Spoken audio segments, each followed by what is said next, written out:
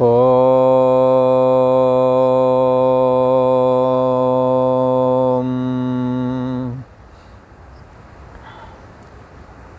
श्री योग वासिष्ठ के स्थिति प्रकरण में श्री वशिष्ठ जी महाराज बोले, हे राम जी, मन के संकल्प से बंधन और मोक्ष की सिद्धि होती है, न कि आत्मा में बंधन और मोक्ष दोनों ही नहीं हैं।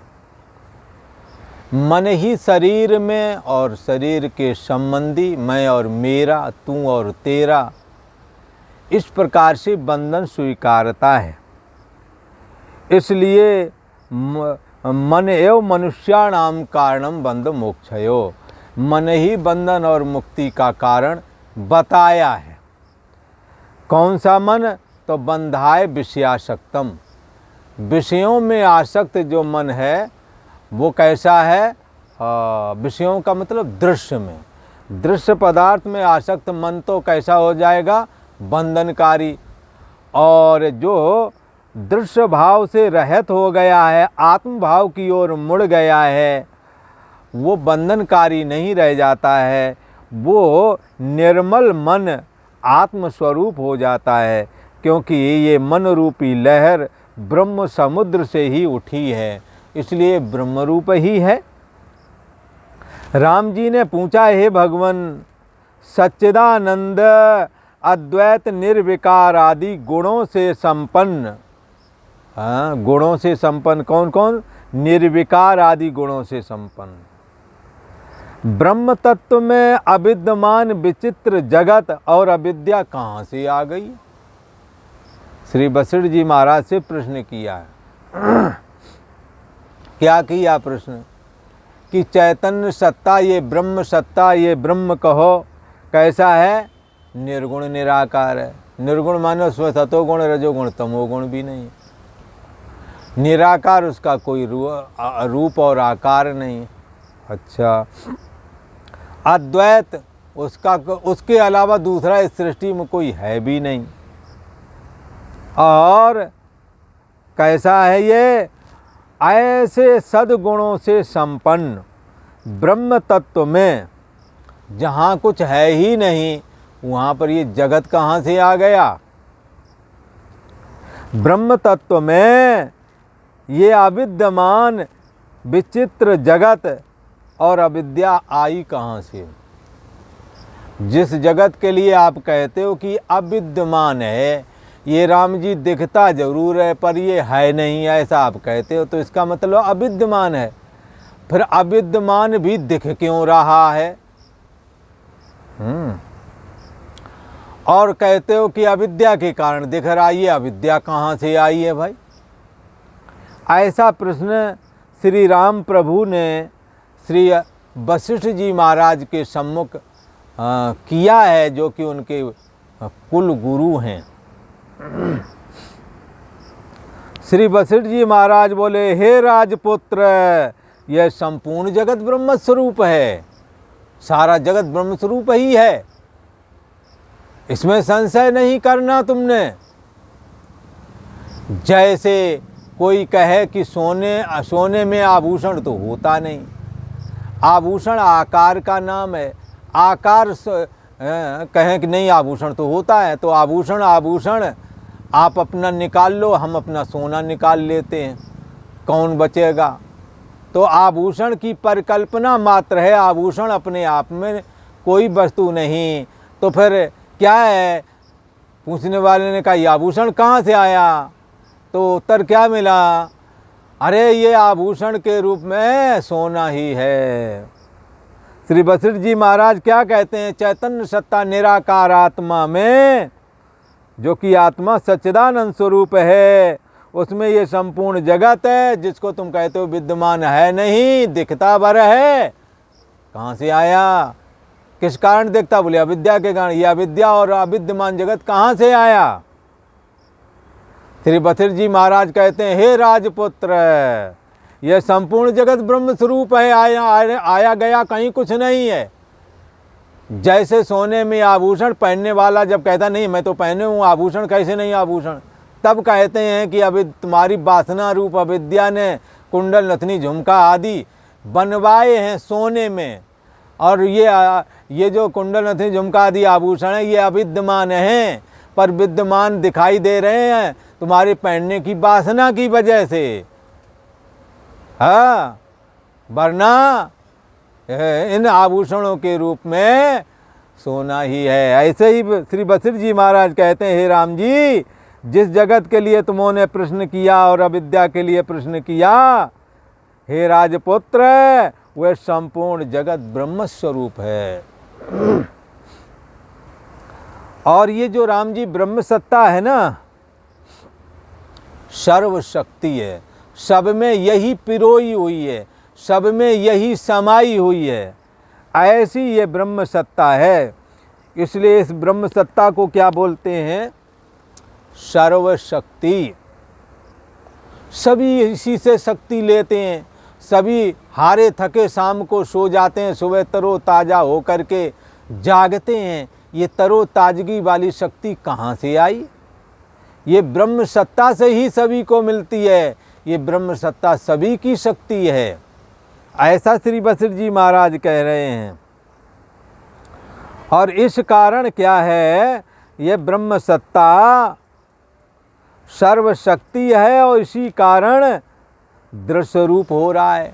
सर्वशक्ति है, सभी की शक्ति यही है, लिहाजा हमारे में ब्रह्म सत्ता हमारी शक्ति बनी हुई, पर दूसरे वाली दृश्य हो जा रही है हमारे को।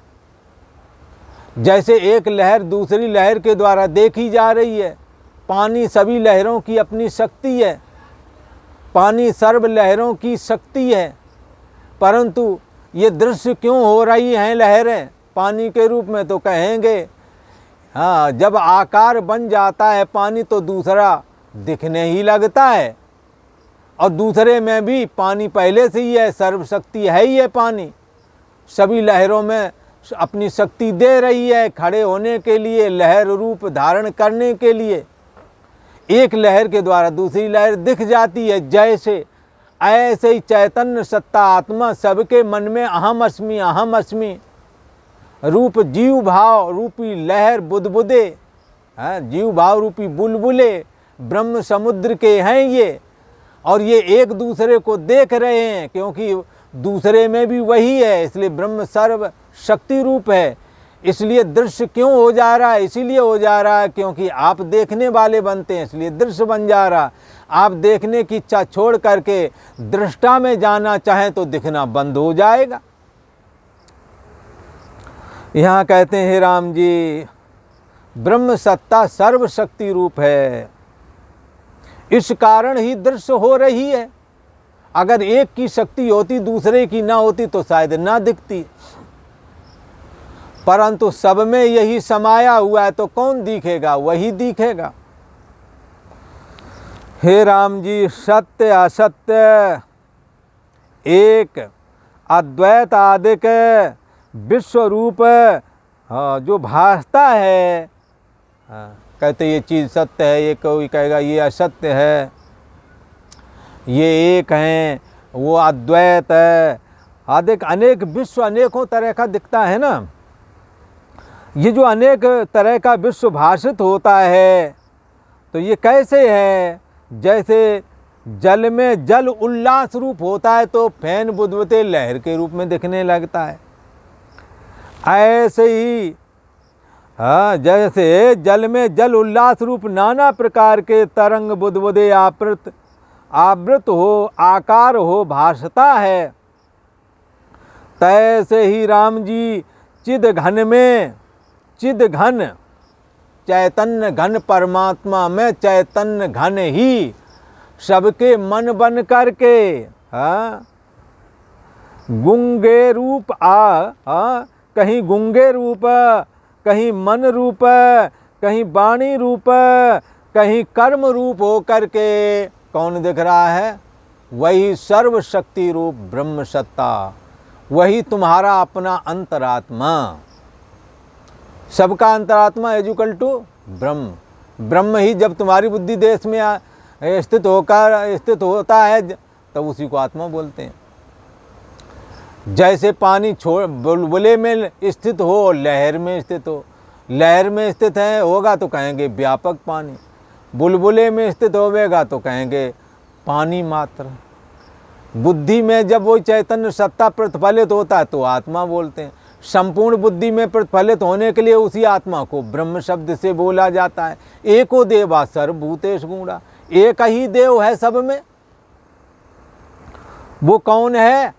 हाँ, वो सो प्रभु और नहीं, वो कोई दूसरा नहीं, तुम्हारी अपनी अंतरात्मा ही है, तुम्हारा अपना निज स्वरूप ही है, कोई अलग से नहीं समझना। उसी को यहाँ कहते हैं हे राम जी, वो ब्रह्म सत्ता कहीं कर्म रूप हो करके, कहीं वाणी रूप हो करके, कहीं गूंगे के रूप में, कहीं मन रूप हो करके, और कहीं ब्रह्मा विष्णु रुद्र हो करके भरण पोषण और नाश का कारण होता है। सब पदार्थों का बीज उत्पन्न करता। हाँ, सभी पदार्थों का कौन है? तो कहते हैं ये ब्रह्म सत्ता ही है सभी के अंदर, एक के अंदर नहीं। बल्कि ऐसा भी कहते हैं कि चींटी के पग घूंघुर बाजे, हाँ, चींटी के पग घूंघुर बाजे सो साहिब सुनता है। सब उसकी भी आवाज़ परमात्मा को मिल जाती है।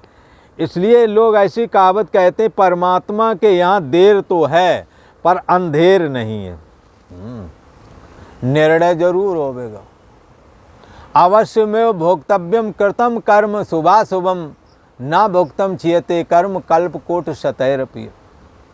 यदि वो जानने वाला ना होता तब तो सब लोग चकमा दे ही देते, परंतु राम झरोका बैठ के सबका मुजरा लेवें।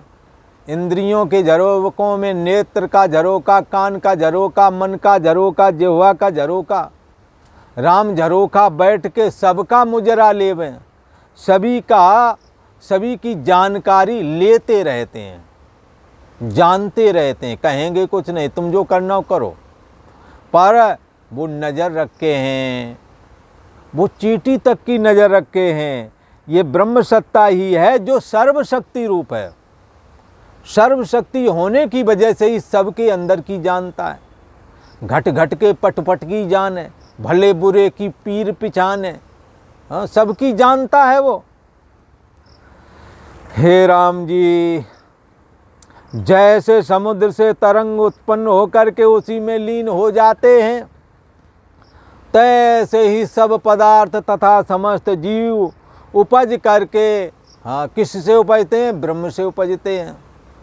और लीन कहाँ हो जाते हैं? ब्रह्म में ही लीन हो जाते हैं। नहीं समझ में आई बात? एक बार फिर समझें। अभी हम और आप जाग रहे हैं, यहाँ तक जानवर पंछी आदि भी जाग रहे हैं। अब संध्या बेला हो रही है, सूर्यास्त हो चुके हैं। पक्षी भी हमारे यहाँ, ये पेड़ बहुत है ना, घोंसले के अंदर आ गए हैं। अब आराम से बैठे रहेंगे रात भर। तो बैठे रहेंगे, थोड़ी देर में सो जाएंगे। सो करके कहाँ जाते हैं? कहाँ लीन होते हैं? जा कर के सारे के सारे जीव मन में लीन होते हैं। मन जा कर के माया, माया जा कर के ब्रह्म। सोने के समय क्या प्रक्रिया है? सारी इंद्रियां मन में, मन जा कर के आत्मा में। सबके बुद्धि देश का साक्षी ब्रह्म ही बना हुआ है, उसी को आत्मा बोलते हैं। सभी जा कर के उसी में ब्रह्म में ही लीन होते हैं। और सुबह निकलते कहाँ से हैं? कहाँ से उत्पन्न होते हैं? जब आप सो कर के जागते हो तो कहाँ से आते हो? ब्रह्म की प्रेरणा कर्म रूप होकर के प्रवेश की थी और ये सोचा था कि सुबह उठेंगे तब ये काम करेंगे, वो काम करेंगे। अभी वासनाओं का अंत नहीं हुआ था, वासनाएं पूरी थी, पर निद्रा आ गई, थक गए थे, सो गए। तो सो कर के कहाँ पहुँचे? ब्रह्म में। सारी इंद्रियां समेत मन लीन हो गया आत्मा में, जिसे ब्रह्म बोलते हैं। और फिर सुबह जब जागे तो मन खड़ा हुआ और तुम्हारे सोने जागने वाली चेतना मन रूप होकर के शरीर में आई और शरीर से इंद्रिय रूप होकर के देह और जगदाकार हो गई, देह और जगत के आकार में तब्दील हो गई। तो ब्रह्म चेतना से ही सारे जीव निकलते हैं, ब्रह्म सत्ता से, और ब्रह्म सत्ता में ही लीन हो जाते हैं, अथवा आपकी आत्म सत्ता से सारे जीव निकलते हैं और शाम को सो करके उसी में लीन हो जाते हैं। संतों ने कहा, जहाँ से उपजे नानका लीन ताहि में होवे। ये सारा जगत जिससे उत्पन्न होता लीन भी उसी में होता है, ये सिद्धांत है। तो जैसे समुद्र से तरंग उपज कर उसी में लीन हो जाते हैं, तैसे ही राम जी सब पदार्थ उपज कर ब्रह्म में लीन हो जाते हैं।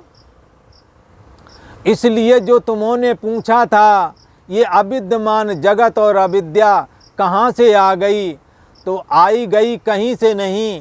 अज्ञानी मनुष्य को भ्रम हुआ है देह और जगत होने का, वो इसलिए हुआ है क्योंकि वो ब्रह्म सत्ता को नहीं जानता। यदि ब्रह्म सत्ता को जानता होता तो वो ये बात जान जाता। ब्रह्म सत्ता को मैं बुद्धि से ना जानने की वजह से ही देह और जगत दिख रहा है। यदि ब्रह्म सत्ता को मैं बुद्धि करके जान जाते तो देह और जगत का ऐसे ही अभाव हो जाता, जैसे जाग जाने से स्वप्ने का अभाव हो जाता है। श्री राम जी ने पूछा, हे भगवान, आपके वचन का उच्चार प्रकट है तो भी कठिन अति गंभीर है। आप जो बोलते हैं बड़े सहज से और सरलता से बोलते हैं, वचन का उच्चार प्रकट है, आपके वचन स्पष्ट हैं और प्रकट अर्थ को प्रकट कर रहे हैं।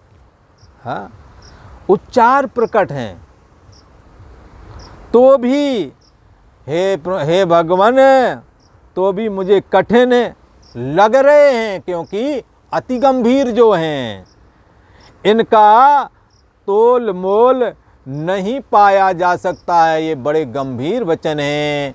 और आज इतना ही। ओम।